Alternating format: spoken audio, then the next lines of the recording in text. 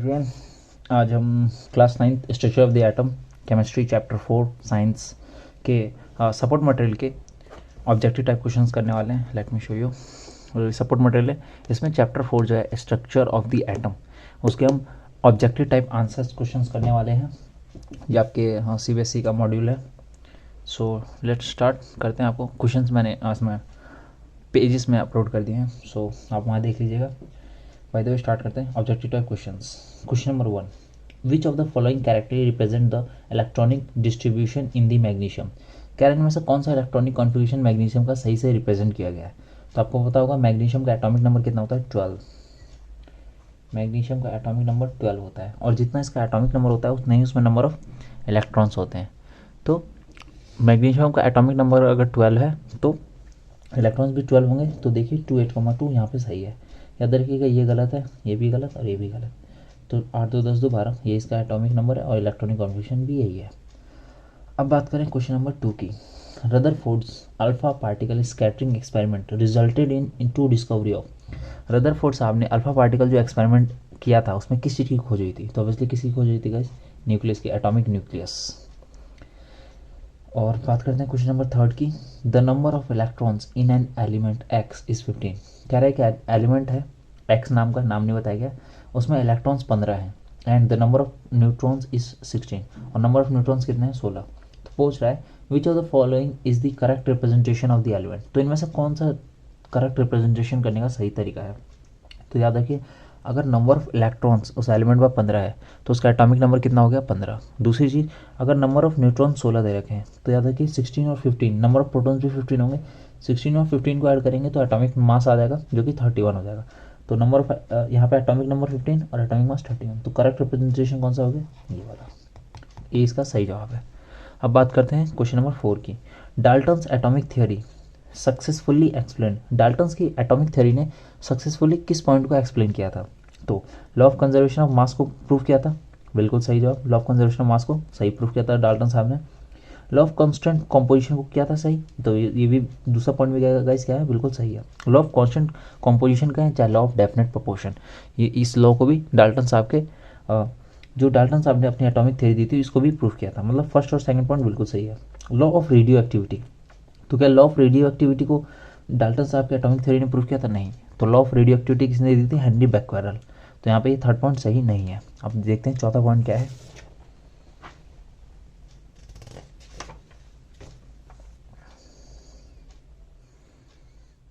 यहाँ पे चौथे पॉइंट में कह रहा है लॉ ऑफ मल्टीपल प्रोपोर्शन। तो क्या लॉ ऑफ मल्टीपल प्रोपोर्शन के बारे में कुछ बताया था डाल्टन साहब ने, तो बिल्कुल भी नहीं, ना ही बताया था ना ही प्रूव किया था। By the way law of multiple proportion आपको क्लास 11th में पढ़ना है, काफ़ी छोटा सा टॉपिक है ये भी। जैसे कि आप already law of constant proportion और law of conservation of mass पढ़ चुके हैं चैप्टर 3 में। तो यहाँ पे ऑप्शन कौन सा हो जाएगा, ए, 1 और 2 इज द करेक्ट ऑप्शन। अब क्वेश्चन नंबर 5 में कह रहा है which of the following statements about Rutherford's model of an atom are correct. इनमें से कौन से ऐसे पॉइंट्स हैं जो रदरफोर्ड एटॉमिक मॉडल में दी गई बातें हैं उनसे बिल्कुल मेल खाते हैं। तो देखते हैं। Consider the nucleus as positively charge. Rutherford साहब ने न्यूक्लियस को पॉजिटिवली चार्ज पार्टिकल से बना हुआ पाया था या कहा था। तो बिल्कुल सही बात है, फर्स्ट पॉइंट बिल्कुल सही है। Establish that the alpha particles are 4 times as heavy as hydrogen atom. ये भी बात उन्होंने कहा था कि अल्फा पार्टिकल्स जो होते हैं वो हाइड्रोजन एटम से 4 गुना अधिक भारी होते हैं। तो ऑब्वियसली बिल्कुल सही बात है। हाइड्रोजन का एटॉमिक मास कितना होता है, 1, और अल्फा पार्टिकल्स कहते हैं डबली चार्ज हीलियम एटम से। हीलियम एटम का मास कितना होता है, 4। तो ऑब्वियसली हो गया ना 4 गुना भारी। तो सेकंड पॉइंट भी बिल्कुल सही। Can be compare to solar system. क्या हम रदरफोर्ड के एटॉमिक मॉडल को सोलर सिस्टम से कंपेयर कर सकते हैं, तो बिल्कुल भी नहीं। ये थर्ड पॉइंट क्या है, गलत। Was in agreement with Thomson's model. क्या रदरफोर्ड का जो एटॉमिक मॉडल है वो थॉमसन्स के मॉडल से मेल खाता है, तो बिल्कुल भी नहीं। क्यों, थॉमसन्स के एटॉमिक मॉडल में तो न्यूक्लियस थी ही नहीं, और रदरफोर्ड साहब ने अपने एटॉमिक मॉडल में खोजी किस चीज़ की थी, न्यूक्लियस की। तो बाकी के दोनों पॉइंट्स गलत। तो सही पॉइंट्स कौन से होंगे, 1 और 2। तो यहाँ पे सही पॉइंट्स क्या होगा गाइस, 1 और 2। अब बात करते हैं क्वेश्चन नंबर 6। कह रहा है which of the following are true for an element. एक एलिमेंट के लिए कौन सी बातें सच हो सकती हैं। एटॉमिक नंबर, कह रहा है number of protons plus number of electron. क्या atomic number number of electron और नंबर ऑफ प्रोटॉन के जोड़ने से आता है, तो बिल्कुल भी नहीं। Mass number, mass number equals to number of protons plus number of neutrons, तो ये बात बिल्कुल सही है। सेकंड वाला पॉइंट, मास नंबर हमें कैसे मिलता है, किसी भी एलिमेंट में कितने प्रोटॉन और कितने न्यूट्रॉन है उनको उनको जो हम जोड़ देते हैं तो हमें क्या मिलता है, मास नंबर, तो सेकंड पॉइंट सही है। थर्ड पॉइंट देखते हैं, atomic mass number of protons equals to number of electrons, तो ये बात बिल्कुल गलत है। एटॉमिक मास तो इन दोनों को ऐड करने से आता है और यहाँ पे इलेक्ट्रॉन नहीं न्यूट्रॉन होना चाहिए था, तो थर्ड पॉइंट भी गलत। बात करूँ फोर्थ पॉइंट की, तो फोर्थ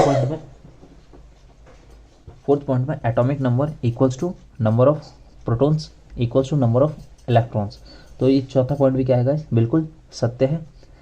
एटॉमिक नंबर पता कैसे चल सकता है हमें, अगर किसी भी एलिमेंट में नंबर ऑफ प्रोटॉन्स पता है और नंबर ऑफ इलेक्ट्रॉन्स पता है तो हमें उस एलिमेंट का एटॉमिक नंबर भी पता है। तो यहाँ पे कौन कौन से पॉइंट सही हो गए, second point and fourth point.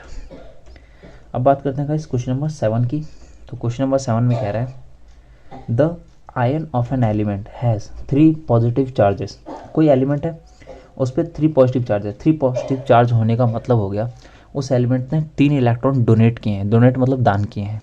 Mass number of the atom is 27, उस एलिमेंट का एटॉमिक मास कितना है 27, and the number of neutrons is 14, उस एलिमेंट के अंदर नंबर ऑफ न्यूट्रॉन्स कितने हैं 14। एंड कह रहा है what is the number of electrons in the ion, आपसे पूछा उसके अंदर आयन्स नंबर ऑफ इलेक्ट्रॉन्स कितने होंगे, तो ऑब्वियसली एटॉमिक मास 27 है और न्यूट्रॉन्स 14 है, तो एटॉमिक मास में से अगर 14 को घटा दें, न्यूट्रॉन को घटा दें, तो आपको एलिमेंट का एटॉमिक नंबर पता चल जाएगा। तो 27 में से 14 जाएगा तो एटॉमिक नंबर कितना आ जाएगा 13, और 13 एटॉमिक नंबर किसका है, एल्यूमिनियम का। तो ऑब्वियसली यहाँ पे आंसर क्या हो जाएगा, what is number of electrons in the ion, sorry number of electrons पूछा और 3 इलेक्ट्रॉन डोनेट किए हैं, तो गाइज यहाँ पे नंबर ऑफ इलेक्ट्रॉन्स हो जाएंगे 13 ना होकर 10 हो जाएंगे, क्यों, यहाँ पे एल्यूमिनियम का एटॉमिक नंबर कितना होता है 13, और 3 तो दान कर चुका ना, 3 दान करने के बाद कैसा बनेगा Al+3, और अगर 3 इलेक्ट्रॉन दान करेगा तो यहाँ पे नंबर ऑफ इलेक्ट्रॉन्स में कितने देंगे 10, तो सही ऑप्शन क्या हो जाएगा, ये वाला। कौन सा देगा, नंबर ऑफ इलेक्ट्रॉन्स कितने देंगे 10। तो आगे बढ़ते हैं,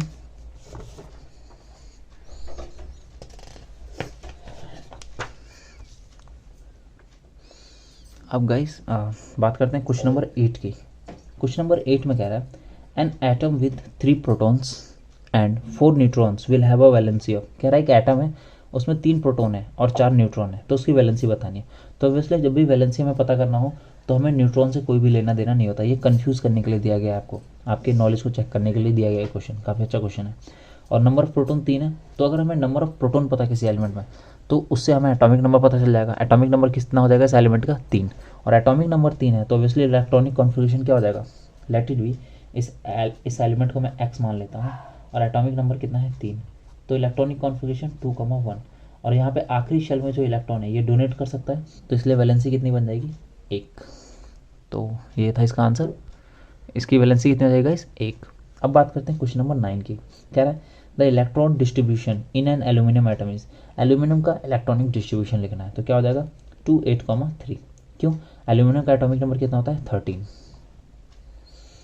एल्यूमिनियम को Al से रिप्रेजेंट करते हैं, एटॉमिक नंबर कितना होता है 13, और इलेक्ट्रॉनिक कॉन्फ़िगरेशन 2, 8, 3। अब बात करें क्वेश्चन नंबर 10 की, तो fill in the blanks in the following statements, आपको कुछ फिल इन द ब्लैंक्स दिए वही फिल करने हैं, तो देखते हैं।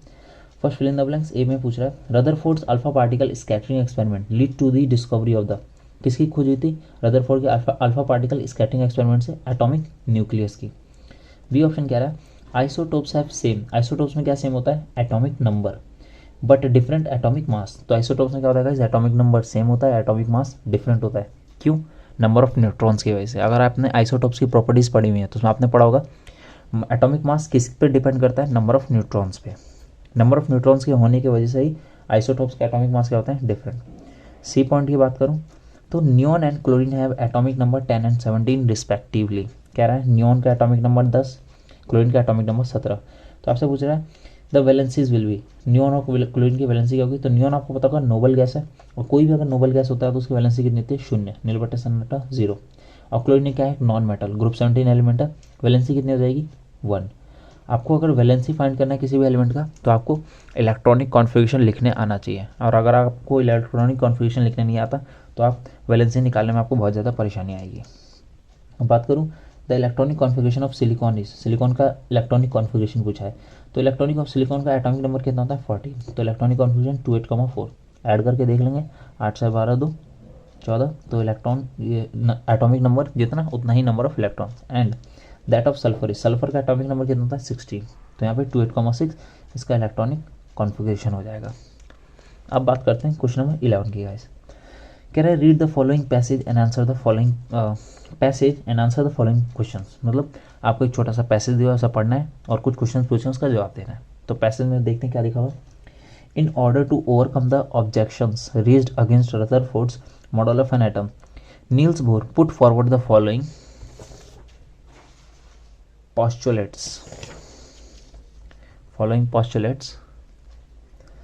postulates about the model of an atom.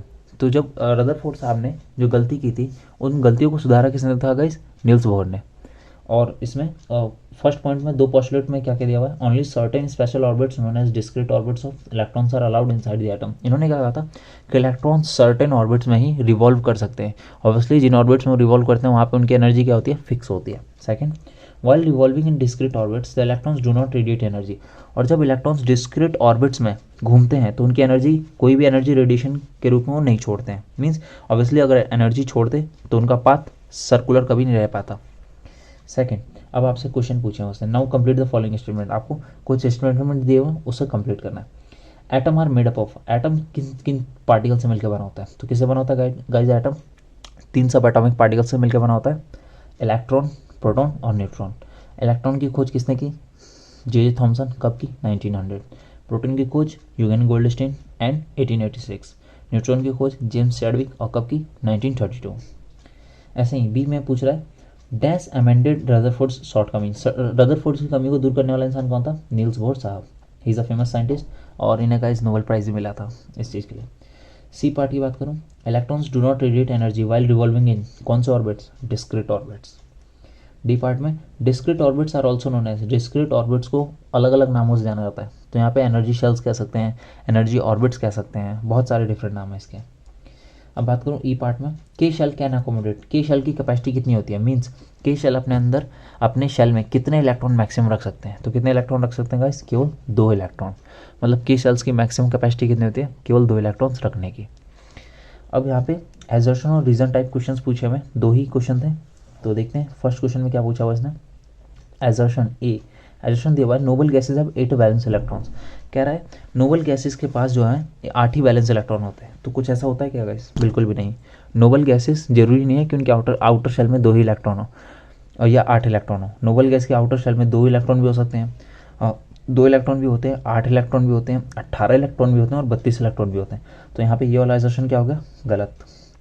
Reason की बात करूँ, for noble gases valency is 0, noble gases का वैलेंसी 0 होती है, बिल्कुल सही स्टेटमेंट है। तो ये रीजन सही है, एजर्शन गलत है। तो ऑप्शन कौन सा हो जाएगा, डी ऑप्शन। अब मैं बात करूँ यहाँ पे सेकंड क्वेश्चन की। तो एजर्शन दिया हुआ है a few positively charge alpha particles are deflected in Rutherford's experiment.